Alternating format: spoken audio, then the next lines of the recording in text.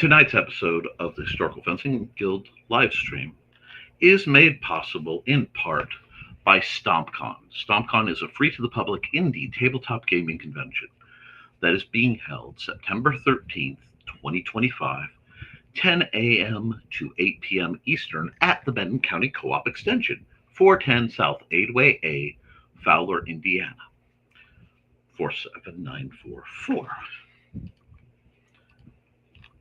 It's a great event. You'll get to see some great people, and I'll be selling my books amongst other things. More will be discussed in a moment. Hi guys, Nick Tucker here with the Historical Fencing Guild. Before we get into it, of course, we have to thank the people that make this event possible. We could not do what we do streaming without our good friends over at the Independent Creator Directory. That's IndieCD.org, your one-stop shop for the best of the best authors, artists, and musicians. I'm proud to be a member of there. I'm proud to be involved and do what they do to make things better for many people. We are also made possible by sales of the Simple Sword, the Fighting Axe, and the Simple Spear, all part of my ongoing series of Western martial arts manuals designed to help you go from having never handled the sword to teaching the art to others. Also, Off in the Woods, Frog G, Ronald, Riehn, Bladed Thesis, Brian K. Morris, Cindy Cap, Steve Agosto, Don Dulas, Angelina, Vaquera-Linke, Joe and Trilaina, Bachman, and Richard Asplund are all my wonderful Patreon members, without whose financial support I could not do the vast number of things that I do, in fact, do. So thank you. I want to get in before we do too much into this lovely program. I want to give you guys heads up. There will not be a Historical Fencing Guild live stream next Friday. That's because I, as a showrunner, I will be setting up in part for StompCon Friday night, and I will not be able to give you guys the kind of performance that you need to do if my mind isn't at least mostly here. So I want to put that out there and let you know that that's going on. Now,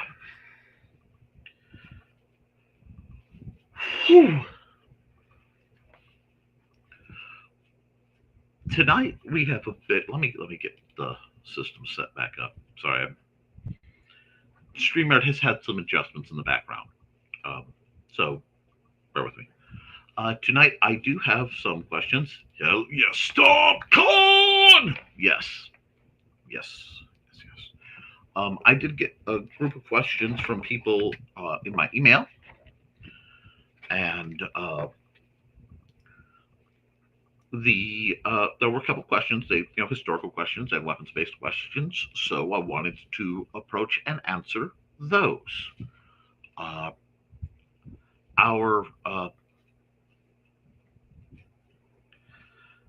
The first question that people had was, what was the oldest sword? And as such, what was the longest running sword? The live is looking good. Thank you, Joe. I truly appreciate that, because I was semi-bamfing in case it wasn't.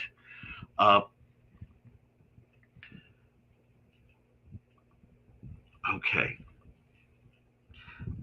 I may mispronounce, but the oldest sword that you would identify that has been found, I believe, is they are out of Turkey, and they are arseniogenic bronze swords. So if we're talking actual metal swords, it would probably be those. They were 24 inches long, which is 24-inch blade, which is roughly as far as you can safely go with bronze. Double-edged. They had an integrated crossguard, very minimalistic, with a deep V and a wide belly, wide pommel end of the hilt, because it was all essentially cast. However, I would suspect that, and that's roughly 4000 BC. Given the quality and craftsmanship of that design, I would I would believe that they go much, much farther, but that's what the one that pops into my mind currently. And it's interesting because that style of weapon, and there is some quibbling about if 24 inches. Oh wow, I haven't even had time to really get my hat off. If 24 inches is long enough to denote a sword. And from my perspective, I would consider it definitely a short sword to the start of a sword is 24 inches. Much shorter, and you start running into long knife territory. But for my personal definition, I would say that. Now, that design has been, uh, with slight tweaking, in use to this very day, pretty much consistently. They aren't necessarily used in proper militaries. I'd have to double check. But they are still definitely used by mercenaries. There are a few parts of the world where they are where a 24-inch double-bladed knife is very, very popular. Knife, short sword. So you're looking at roughly 6,000 years of use by the measures. And we're getting real rough because dating such things can be challenging. I find it humorous because I believe the earliest recorded spear is between 400 between 4 and 500,000 years ago.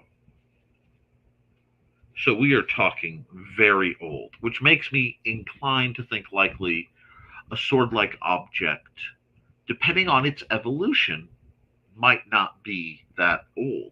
I might not be that much younger, simply because if you look, uh, many people get confused, and I'm not sure at the core orientation when we start looking at the tech tree, because there were recorded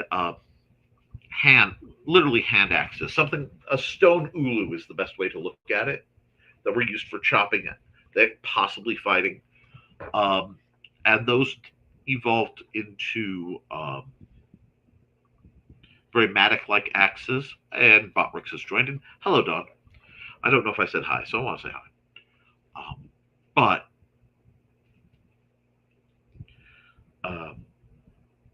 a sword is just a very very long spearhead with a very short handle. So I'm not sure. I would say it's probably been along quite a while. The problem is when you start to get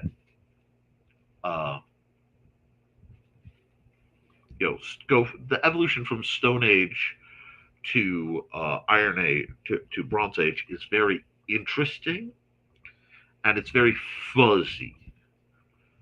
But I'm very comfortable to say about a 24-inch blade, double-edged, as primarily a thrusting weapon, it's got to be way up there.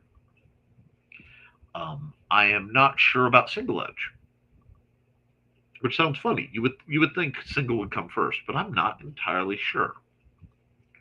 Those go way back, but it's very interesting. So I hope that answers that question. Another question that let me check. I want to make sure I'm getting these right. Okay.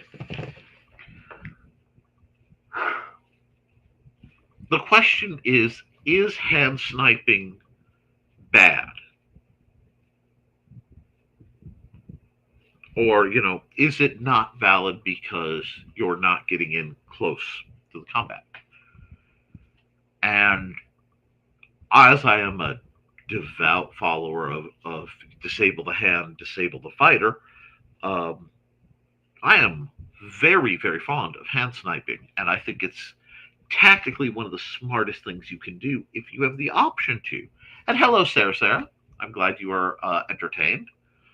To the people who showed up late, no HFG next week because I'll need that time to set up for the StompCon 2, you know, Stompy Boogaloo. I don't know, but the uh,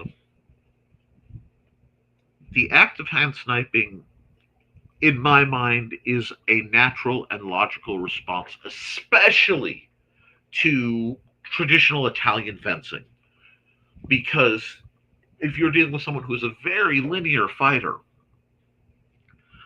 um, especially if they have longer reach than you, the safest thing you can do is focus on your timing and surrender the line of attack tangentially to gain a shorter distance to the oncoming hand or arm, thus allowing you to either counterattack or essentially double in the same tempo, same beat. A lot of people will say, well, you should be going for much deeper attacks because you want to kill your opponent, etc., etc. And that, to me, goes farther into I am not just defensively minded.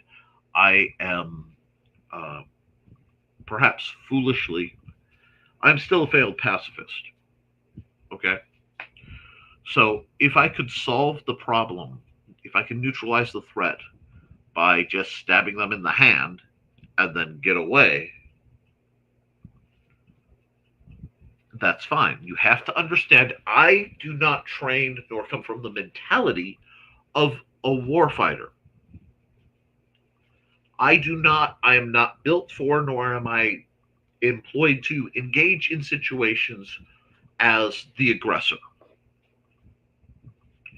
I do not see any situation where I would go looking for trouble. It's just not how I operate. Therefore, as somebody who is a civilian, uh, I do care deeply about our veterans, but I am a civilian, uh, disabled, and the type of Christian who still follows what Christ actually said, rather than whatever it may be persuaded in popular media these days, um, or politics. I have a crazy idea that we're supposed to uh, love God, which is between me and God, and love our neighbor.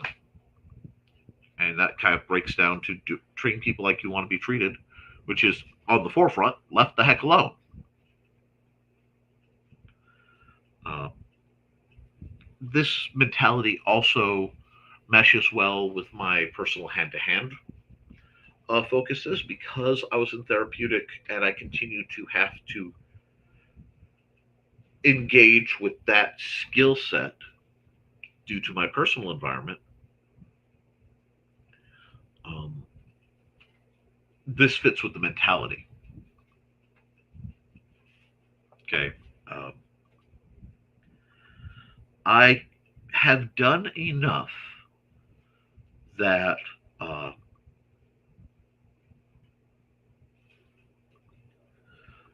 how do I want to put this? I have done enough that I have no delusions of adequacy. And what I mean is, a great many people go and sit around with the conversations of the theoretical fight situations. Uh, and actually fighting someone is grotesquely unpleasant. For me, ironically, for all the sparring and things I do, I have no love for severe and real violence, having both endured and inflicted it. Uh,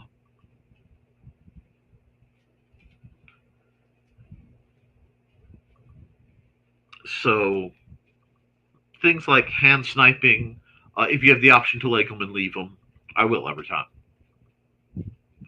Now, if it's one of those where game requirements or other things, which actually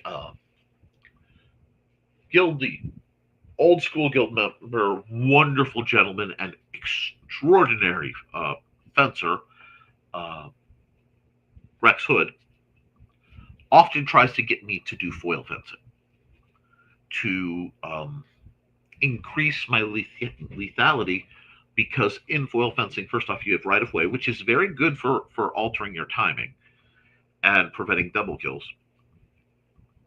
And the target zones are the head, neck, body, and groin, basically, in the front. So your only option is to engage with your opponent very quickly with the proper rhythm, with lethal intent in your targeting. Not sure how I feel about that one. It's been a long time since I strip fought. I may have to if I wish to keep fighting as I age, but I don't have to right now, so I won't right now. I was challenged / offered to go attempt a fencing open in October, and honestly, I would have loved to, but I had some issues that prevented it. So there's that, and I simply cannot afford to re-gear. The cost to get a new set of gear that would be compatible with that style of fighting would be from the ground up for me, and it's just not viable. Let's see.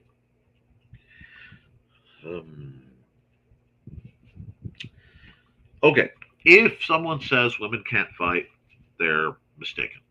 Now, women do not have the same upper body strength as men. Many of them don't have the same mass. So you will always be at a how do I put this? At a physical disadvantage by averages. Okay, you get what I'm saying?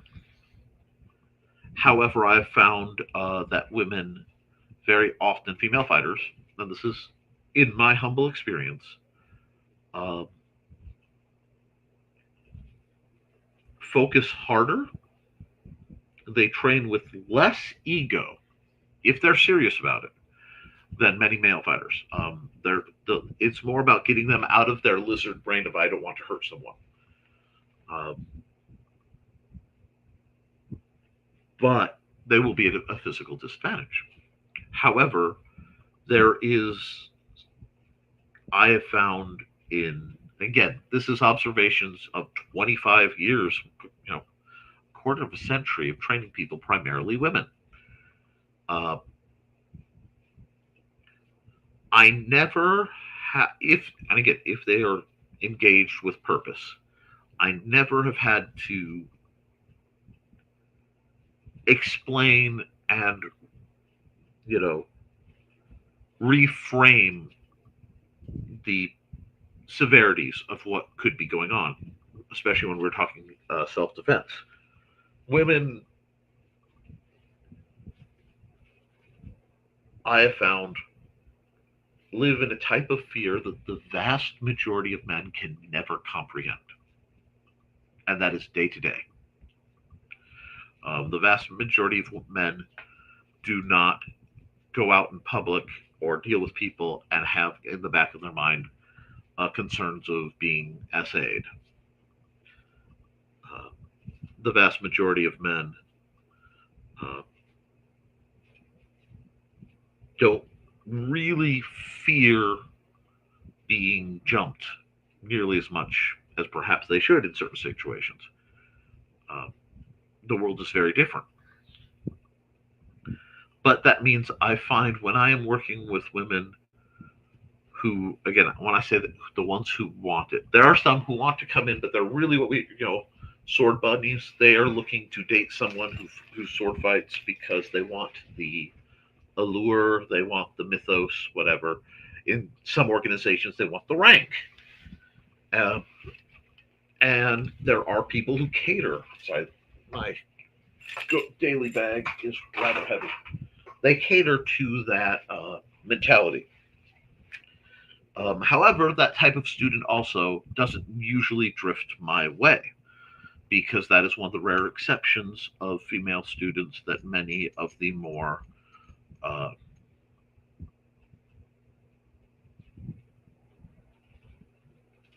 bigoted, misogynistic jerks, they'll happily take on somebody who they feel is worshiping them because ego is a big uh,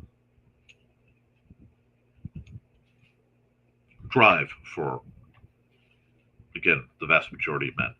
And I'm not gonna lie, I'm not gonna say ego isn't a big drive for me, but my ego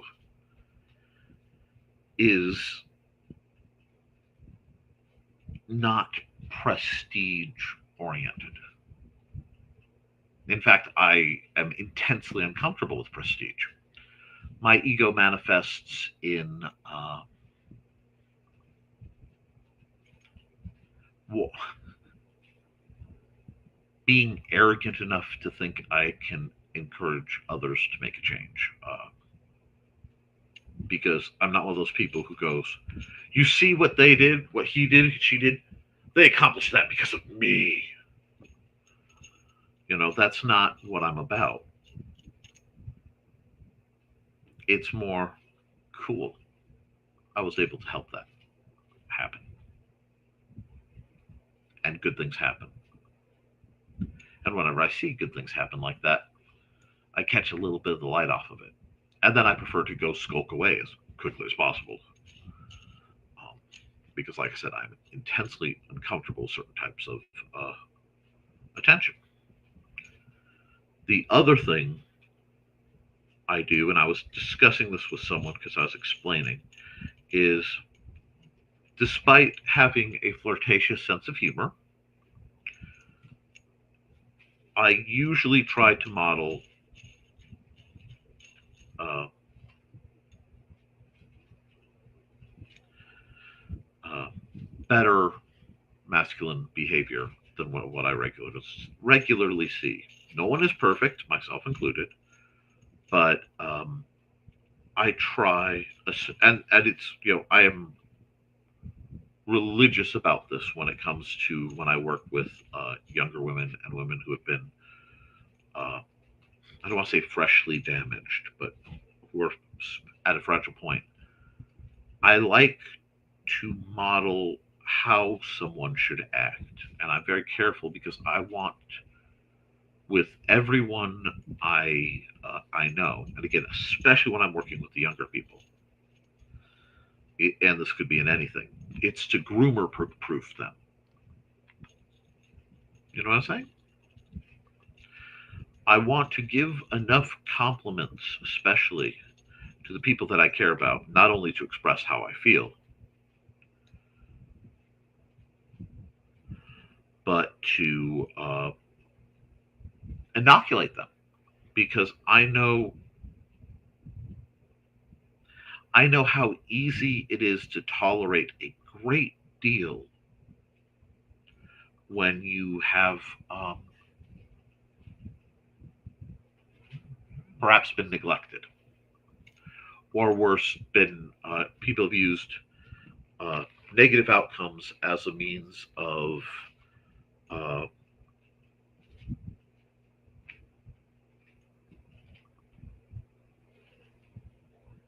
control. And I'm certain that people in the chat and people who maybe catch this later, everybody's had that one relative who just tries to control everyone by making them feel lesser, or that one quote unquote friend or teacher, usually someone in power who uses a lot of just negative pressure to make you feel bad and make you compliant, or they sweet talk. and I want to make sure that sweet talking folks can't roll you as easy. Okay, but oh, but you do. You're beautiful. You want to do this? No, you should be complimented enough in life that a compliment should not be as destructive to you as most people think an insult is. Uh, in fact, neither of them should unmake you. Although all of us at one point or another would swear we have been. Sorry, I know. Complicated question, complicated answer. Um, Now, I know some people have been wondering what my next purchase will be guild related, and it will not be pretty. It will not be exciting. Um, After, again, about a quarter century of use, my mask's worn out. And with everything that's been going on and sort of how I've converted to semi concussive fencing, I'm probably going to save up and get one of the 1600 Newton coaching masks and then either make or purchase additional head protection. I need to upgrade my gear just to extend my survivability in this field. So that's what I want to purchase. That's what I should purchase. What I'm tempted to purchase is the fact that they are starting to release like Dow trainers with sheaths. I've always had a love for saber and katana, uh, and of course Dow. It actually predates some of my lighter fighting styles because while I was and always have been, probably always will be, a huge Zorro fan, if you pay attention, the fighting style of Zorro traditionally is saber based. It's straight saber. It's court fencing. It ties into Destreza, which does have quite a bit more cuts in it than, say, some of the pure lighter styles. Your Italian masters. Uh, so I am tempted towards the Dow because I've occasionally picked up certain Dow and I've gone, this this is what the katana wants to be. And that's a horrible thing to say, but it's true. Sometimes the right Dow will feel far more fluid. So I'm interested, but it's been a long time since I've messed with any of that. Um, Beyond that, it's the same old, trying to deal with the keeping the facilities vaguely functional, being able to have people over. Uh, we went several months without access to hot running water because our water heater broke and there was issues and no one could fix it, etc. So I obviously was not in a position to host. In fact, the first time I had hosted really anything of size in months, many months, was the card game I had a little while ago that I was pleased to have Trey and my nephew George and my brother Ricky come out. And we played Commander. And I do promise, Trey, if you are watching, I have older starter decks. If you want to do lighter, less thought Magic, I can make that happen. I genuinely thought that the decks we'd be getting wouldn't be quite so intense. I was mistaken. Great fun, mind you, but very intense. Oh. Sorry. I am very tired. It has been a trying run for me. And I am physically feeling it a bit. I haven't been sleeping well. But I very recently found out why that was going on. So because there was a mechanical error with my breathing device. So we've been dealing with that. Um, I'm not really sure. Hi, Dave. I do like your cowboy uh, smiley face emoji. Uh, where was it? I saw a special on um, Apache, Bowie, and tomahawk fighting. And indigenous fighting styles are as fascinating to me as any of the other fighting styles, as are the cavalry manuals of the period, because people seem to forget that the sword fighting kind of peak period went fully and well into the 1800s before being finally really kind of put down by cartridge based firearms. Cap and ball was closed. And there's still, I mean, people still carry swords and knives to this day and axes. So put down might not be the word. I have to look it up. I can't remember the last time swords were considered fairly standard uh, military issue. I have to look that one up. But in America. But it is important, I think, to maintain that knowledge. Colt Fun won the West. Oh, the Colt Peacemaker is a firearm of great beauty and effectiveness. I would put it more towards the Henry repeating rifle. Yeah, uh, but I love both of them, so don't get me wrong. They're part of the trio of joy, being the you've got the Colt Peacemaker, Henry repeating rifle, and then the double barrel stagecoach gun, short barrel shotgun, thing of beauty. Very effective at what they were designed to do. Again, uh, the shotgun is still frequently used, and even in double barrel formation uh, to this day.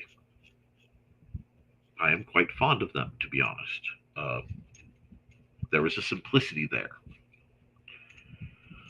Um, and I have never been one for in the discussion of firearms over gunning. I've used quite a number of firearms, largely thanks to people like Jim Robertson and Steve Clausen. Uh,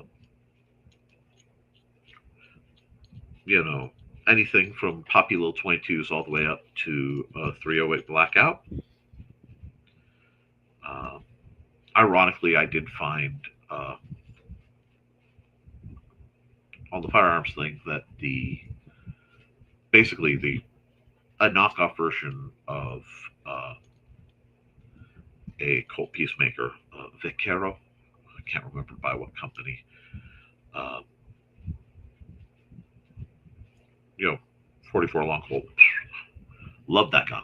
Single action, big old blade sight out the front. Uh, and how FUD am I going to sound? But uh, um, single stack 1911. I found them much more comfortable to fire. I found them much more easy to aim. Uh, I have astigmatism, so occasionally scopes can be problematic. I can make them go, but occasionally they can be problematic. And the minimalist sites that are so popular these days tend to be they tend to blur for me. It's just playing with my vision. So I'm much happier on that question with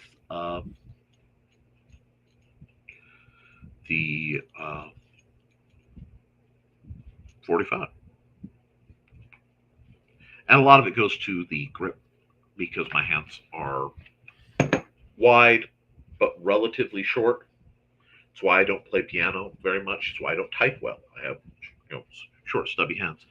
So finding the firearms that fit usually are single stack because it's more comfortable, or revolvers because the grip can be much smaller. I would love to get my hands on a Koepp Rhino. I would love to get my front paws on that. Although I find Smith & Wesson 357 running 38s works sufficient for those who have the, because I actually got a number of firearms questions, so I might as well wade into those. Why do I not talk / shoot more? Honestly, because I'm a very boring firearms guy when I am engaged in firearms. The vast with swords, I have wiggle room to play. I understand the mechanics and I understand the elegance and such.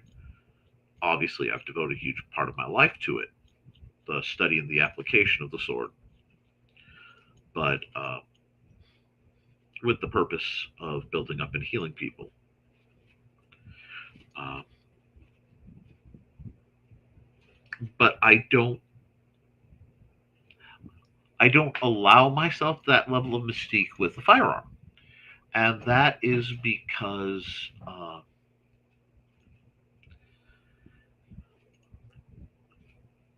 for me, I grew up.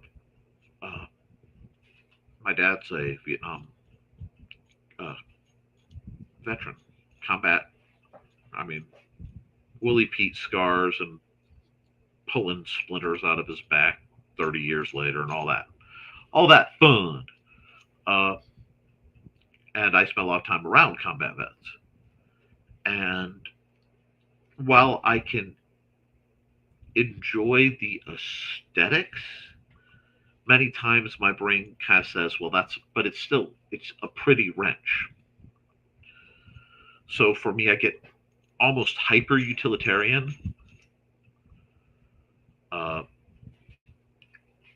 with the comfort factors. It's like I can make a Glock go, but oddly enough, I don't find them very comfortable to hold. And uh, I tend to, just like when you're learning a sword, doesn't matter what style you're learning, doesn't matter what era, history, whatever. At the beginning, especially if it's a simple sword, you're going to pick one blade length. Okay? You may end up switching between types of trainer a little bit, but you are going to learn one blade length, and you are going to use that blade length till it is a perfect extension of your arm. You don't hit when you go from I hit them with my sword to I hit them, because the sword is part of you. Then perhaps you can explore other styles, but you have to embrace it.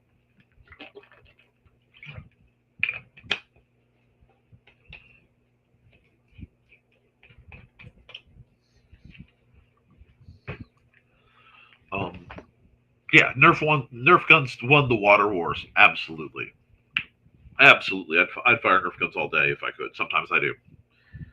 Uh, I think marksmanship of all uh, studies is vital for personal development. Not necessarily because of the action itself, but because of the types of discipline and focus it rewards. So it's like for me, I might bring let's say, a 22 rifle or something and plink. But if I'm doing that, I am plinking all day. I'm going through a whole, boxes and buckets of 22. Uh, Similar approach to larger caliber weapons, but the ammo becomes quite a bit more expensive. Uh,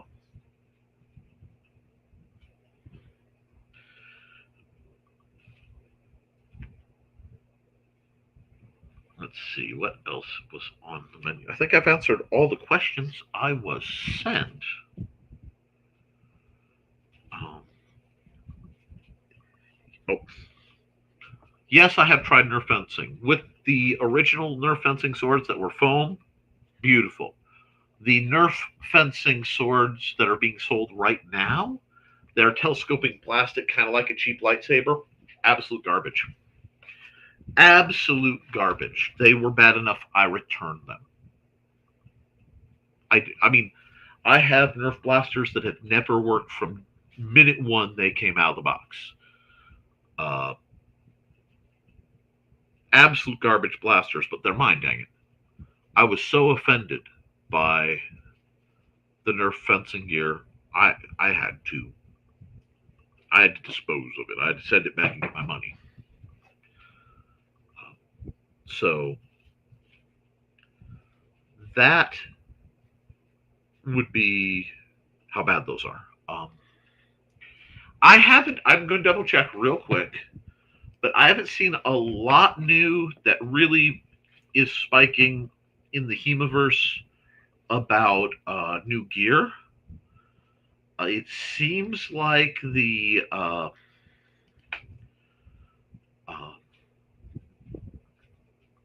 the injuries have cut down, so that is a very good thing.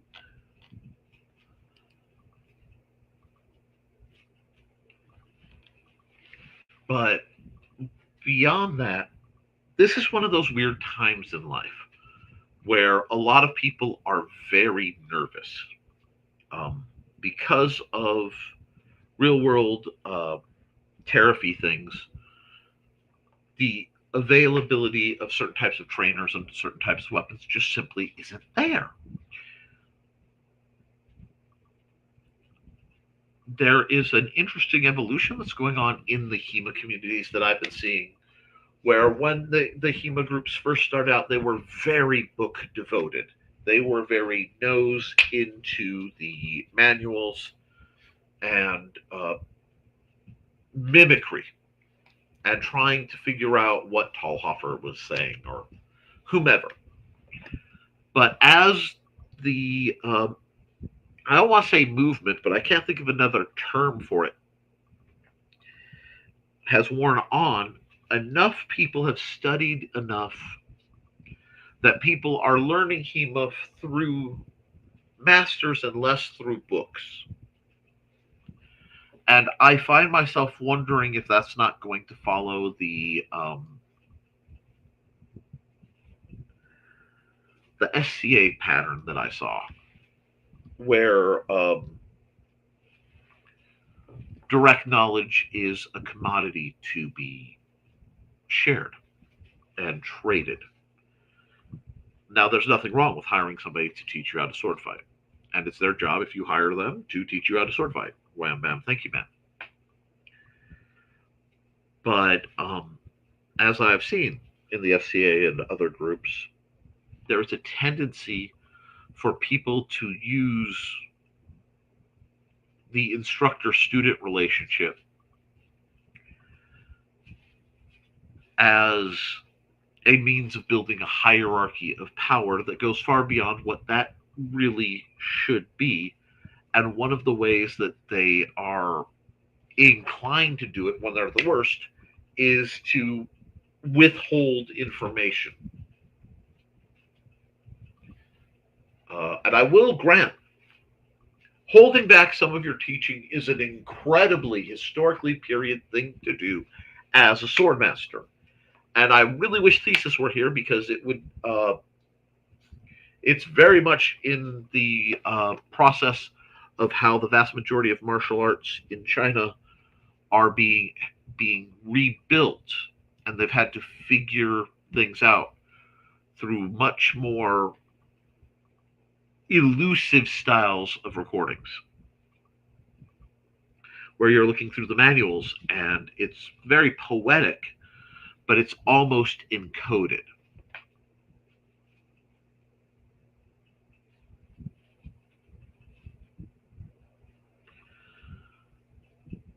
The problem now with Western martial artists and people playing that game.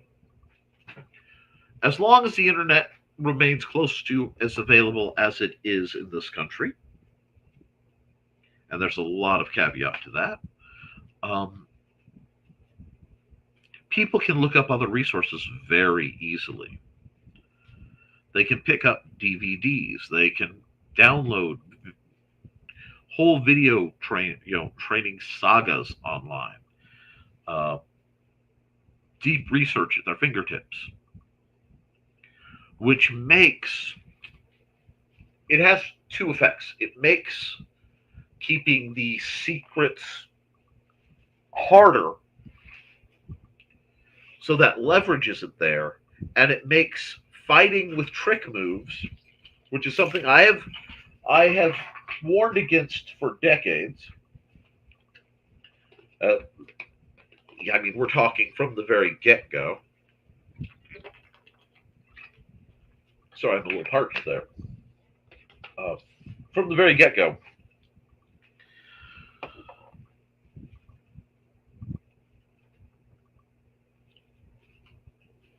that tricks won't win in the long run, especially when you realize we are not life or death dueling. If you are in an organization where everyone is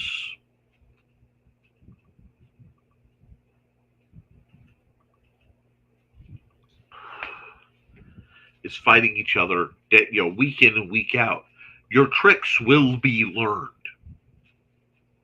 It falls under the you can fool some folks all the time, and all the folks some of the time, but you can never fool all the folks all the time. This is when what matters starts to fall back into place. And this is when people get really, really annoyed because it's the truth. Whatever your art form, be it martial or otherwise, improvement always at least starts with a revisitation of very basic concepts. I would say of all the concepts in Western martial arts, in fencing,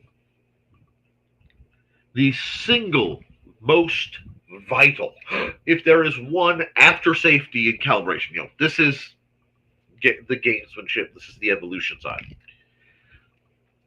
The most vital is to work on your timing. It's not enough to know to parry, it's when to parry. And what you want to evolve is a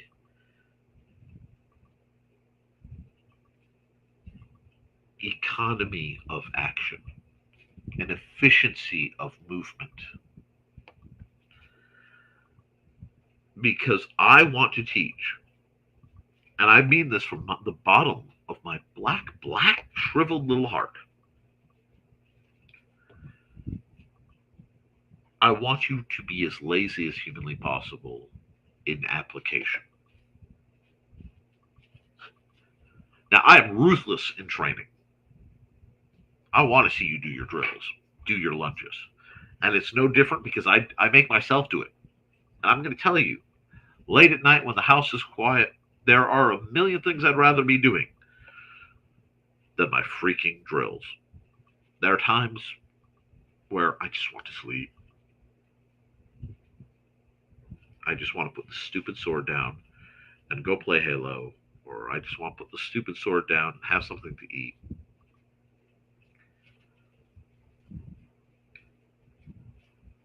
And this is from somebody who adores, who is passionately in love with the arts.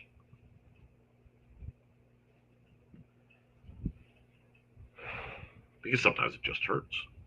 I mean, it just hurts. But unless I physically can't, I do some. But I always do the drills. So rigid there. Now, that being said, your goal, once you are in an engagement, be it sparring, be it a melee, be it an actual engagement, God forbid, I would prefer no one to ever have to use it this way. Your goal is very simple. Stay alive.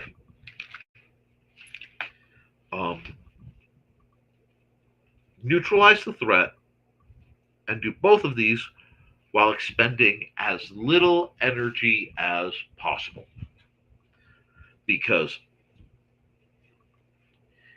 every bit of energy that you use fighting an opponent is energy that could have been used drawing or making music or listening to music or looking at art or enjoying the expressive company of someone who either you care about or are very attracted to. And we only have so much energy in our lives.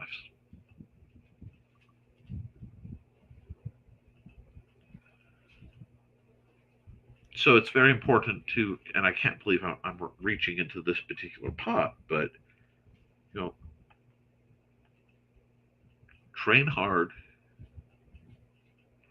eat well, and rest appropriately. Rest enough. And now, right now, a great many of you would go, but Nick, I see you. Yes. You do not rest enough, Nikolai. Well, yes, this is true. Just as I hope all my students and friends will become, through their advancement, in a position where they can defeat me with ease.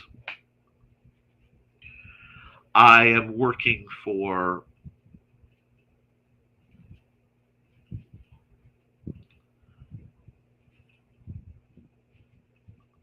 you guys to see what I have done wrong and learn from it.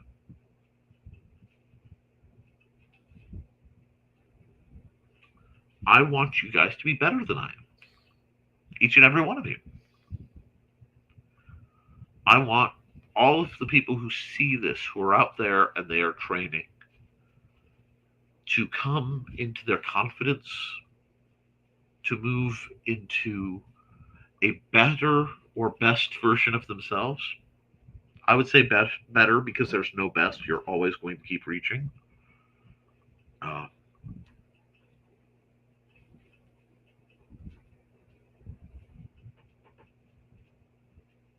Learning is far more a verb than a noun. But I want you guys to be able to eventually light your own way down that path and light the path for others.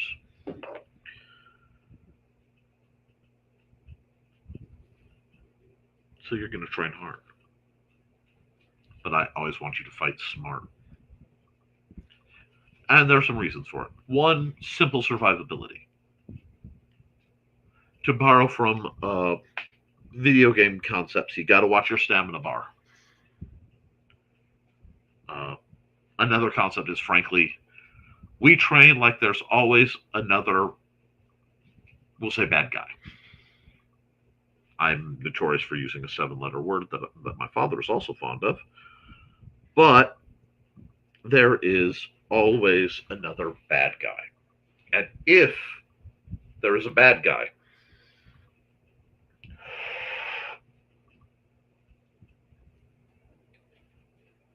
we need to be ready for him. Because that's part of the reality. So I always train from that angle. And it seems to help a great many people. When you are ready, if you feel the need, excellent. I will always try to help you find other styles that befit what you are leaning towards.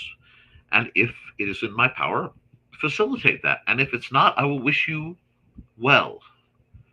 and encourage you to go out and pursue those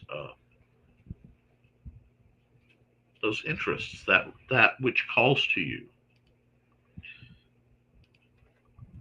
And from there,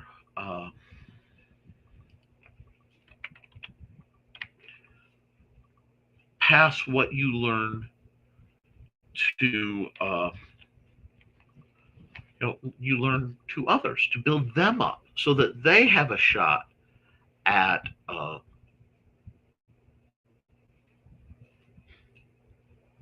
becoming better. I think that is part of the necessity of what we do. And for all my shenanigans and all my tongue-in-cheek humor, there is a dignity to it. There is an honesty to it. There is a authentic realness to what we do, provided we respect it.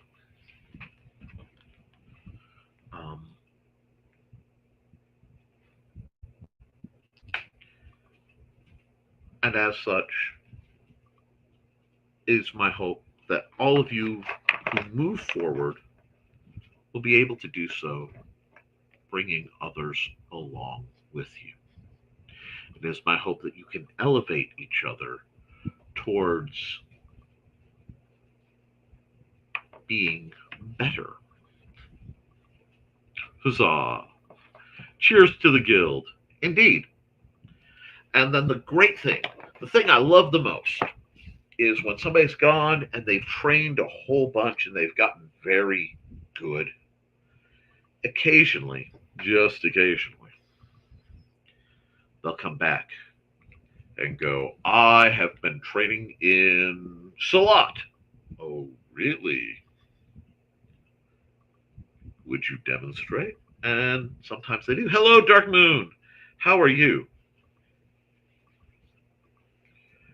You were very late, but I had basically a whole bunch of emailed questions that came in, and I was, working through them. If you wish to email me questions or, questions to be answered or discussed on this program, let me see, is my email available right now? I have to check if I have a thing to do that. Oh, yeah. Just Nicholas Tucker at Yahoo. And in the subject line, please put HFG question. Or, that way I can sort it and find it easy. Or just the HFG.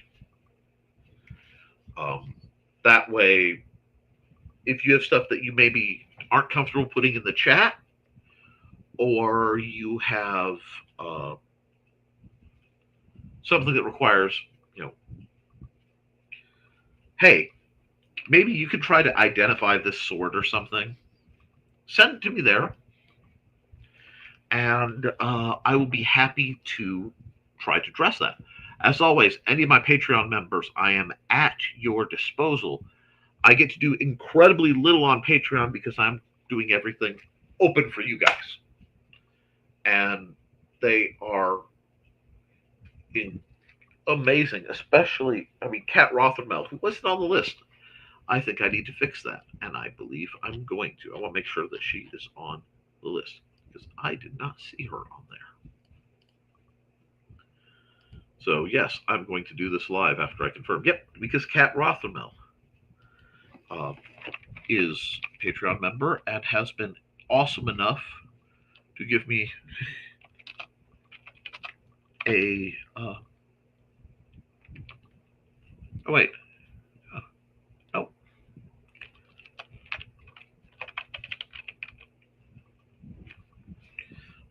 AKA Rock and Roll Art Goddess, has been very generous.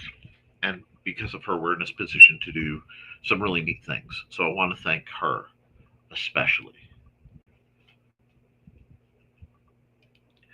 You know what?